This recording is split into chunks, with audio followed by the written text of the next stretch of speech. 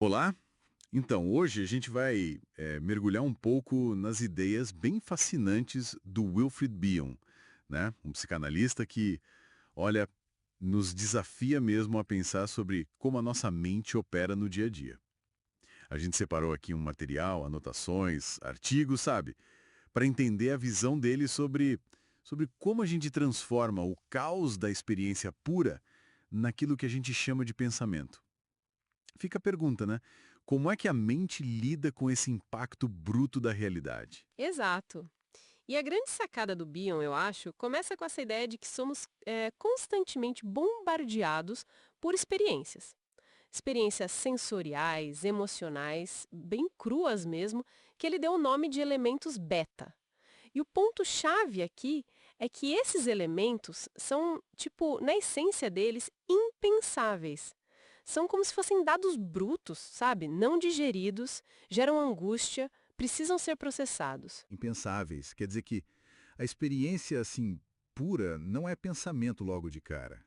Isso é, nossa, muito interessante. Como é que a mente faz essa mágica, então? É, não é mágica, mas é um processo. É ali que entra o que Bion chamou de função alfa. E olha, não é algo que a gente simplesmente tem. É uma função que a mente precisa desenvolver e usar ativamente. Funciona mais ou menos como um sistema digestivo da psique, né? Pega esses elementos beta, que são caóticos, às vezes ameaçadores, e transforma eles em elementos alfa. E são justamente esses elementos alfa a base para a gente poder sonhar, lembrar, pensar com símbolos e até para poder diferenciar o que é consciente do que é inconsciente. Sem essa transformação, bom, a experiência continua meio tóxica, sabe? Entendi, entendi. A função alfa meio que cria a matéria-prima do pensamento a partir do caos bruto. Mas como essa função se desenvolve? Parece algo tão fundamental. É fundamental. E Beyoncé é uma metáfora bem poderosa para explicar isso, principalmente na relação mãe-bebê, a de continente contido. Imagina o bebê o contido, né? Ele está inundado por esses elementos beta, angústia, medo, fome, tudo misturado. Ele projeta essas sensações que ele não suporta na mãe, que seria o continente. E a mãe, usando a capacidade dela de reverie, que é tipo uma abertura empática, uma capacidade de sonhar acordada sobre o que o bebê está sentindo, ela recebe esses elementos brutos, processa internamente e devolve para o bebê de uma forma já digerida, vamos dizer assim. Algo que o bebê consegue começar a entender, a tolerar. Ah, então a nossa capacidade de pensar sobre o que a gente sente é, pelo menos no início, meio que emprestada. E essa dinâmica ela se repete depois? Tipo, na terapia? Precisamente. A mãe ajuda o bebê a construir a própria função alfa dele. E sim, total. Na análise, o terapeuta acaba funcionando como esse continente. Recebe as projeções dos elementos beta do paciente, né? Aquelas angústias que a pessoa nem consegue nomear, e ajuda a metabolizar. É um trabalho de transformação feito a dois, assim. Mas isso exige uma coisa bem específica do continente. Seja a mãe, seja o terapeuta. Que seria, imagino que não deva ser fácil, receber esse monte de material bruto, né? Não é. Exige o que Bion, pegando emprestado lá do poeta Keats, chamou de capacidade negativa, que é basicamente a habilidade de tolerar a incerteza, sabe? A dúvida, o mistério, o não saber, sem aquela pressa de achar uma resposta fácil, um fato, uma razão para tudo. É conseguir suportar a frustração de não ter a resposta ali, na hora. Para Bion, essa capacidade de aguentar a frustração, tipo a ausência, o vazio, é vital para o pensamento poder nascer. Como assim? Qual a ligação direta entre tolerar a incerteza e o pensar? Não estou vendo ainda. Pensa de novo no bebê e na ausência do seio materno. Se ele consegue tolerar minimamente essa frustração, essa falta, ela pode virar um pensamento sobre o seio que não está ali, pode virar um símbolo. Entende? Agora, se ele não tolera, a reação pode ser tentar alucinar o seio como se ele estivesse lá, negando a falta, ou então entrar em pânico total. A capacidade negativa permite que a ausência se torne um espaço para pensar, e não só um vazio desesperador para preencher ou negar.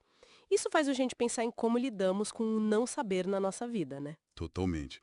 É uma ideia bem contraintuitiva mesmo, essa de valorizar a incerteza. Mas Bion também falou do contrário, né? De processos que destroem essa capacidade de pensar, de conectar. Os tais ataques, certo? Sim, ele descreveu os ataques ao vínculo, ou linking, como ele chamava.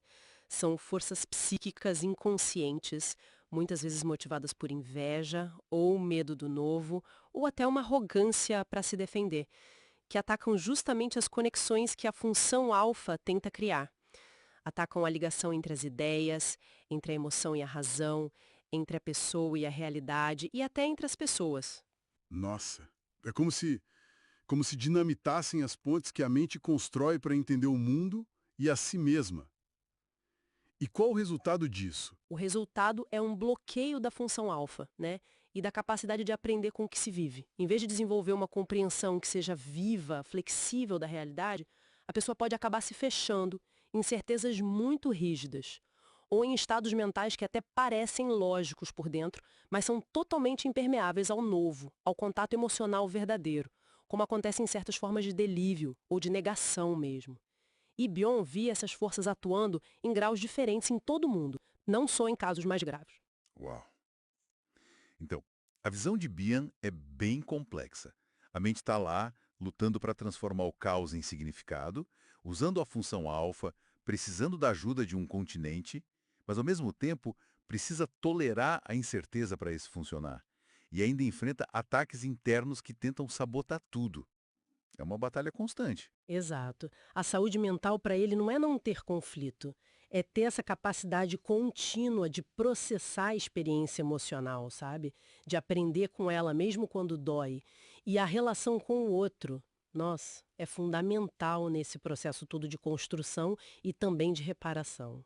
Olhando para tudo isso que a gente conversou, que pensamento final assim a gente pode levar dessa exploração das ideias do Bion? Hum, talvez a reflexão mais instigante seja mesmo sobre a nossa própria relação com o desconhecido, com a frustração. No nosso dia a dia, quanta capacidade negativa a gente realmente exercita. O quanto a gente consegue ficar aberto para dúvida, sabe? Permitindo que novas compreensões apareçam, em vez de se agarrar logo numa certeza rápida ou de atacar aquilo que desafia a gente ou que a gente não entende de primeira. Uma pergunta poderosa mesmo, para a gente ficar pensando. Fica aí o convite para continuar explorando essas ideias tão densas e, quem sabe, transformadoras sobre a mente humana.